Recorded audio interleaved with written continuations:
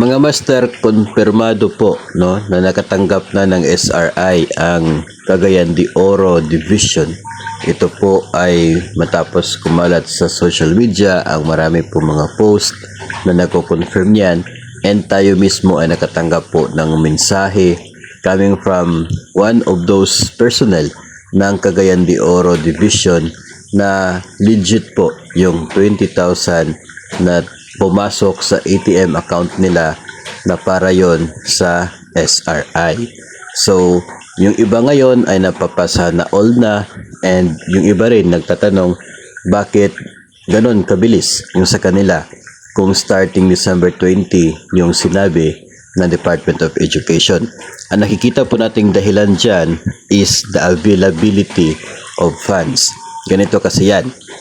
Maliban sa legal basis na siya pong magbibigay ng legalidad sa release ng isa pong bonus or incentive, ito pong financial eligibility or yung availability of funds, yung isa po sa big factor. Kasi nga, yung sinabi po na source ng SRI ay ang savings, available funds ng isa pong ahensya. Ngayon, kung kinonfirm na 20,000 at sila being a certain division na ganun po, mayroon silang sapat na available funds to pay 20,000 SRI sa bawat personnel, then hindi na po nila hinintay yung pondo for that purpose ng SRI at ibinigay na po nila. Kasi ngayon po, December 17 sa ngayon, may mga bayarin pa ang division. Mga bayarin until the end of the year na siguro ay while waiting sa pondo for SRI, ginamit muna yung available funds, inuna muna yung SRI, then pagdating po ng pondo for SRI, yun ang gagamitin for other mga liabilities or other po na bayarin for December. Siguro ganun yung naging setup. So, that's their own decision, prerogative. So, wala po tayong negative na sasabihin tungkol po dyan because that's discarded po nila, no, para mapaaga yung release ng SRI ng kanila po mga nasasakupan.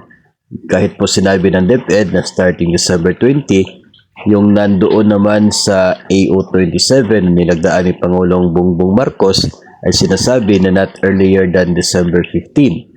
So, pasok pa rin doon sa nakasaad sa AO27 yung pag-release nila ng December 16 na SRI. Kasi nga, sinabi po ng Pangulo sa AO27 not earlier than December 15. So, ganun po.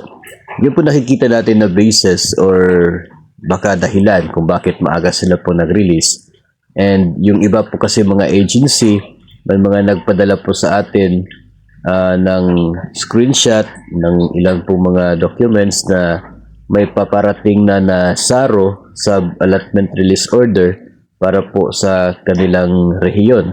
No, galing po sa DepEd Central Office na siya po gagamitin ng bawat division sa pagbayad ng SRI ng mga nasasakupan po nila.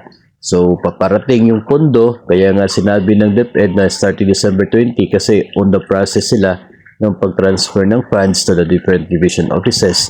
So, nagkataon lang na may available pa silang pera while waiting. So, kaya siguro inuna yung SRI. Kasi for the good naman po yun ng kanila po mga personnel. So, congrats para po sa mga personnel ng DepEd Cagayan de Oro City Division.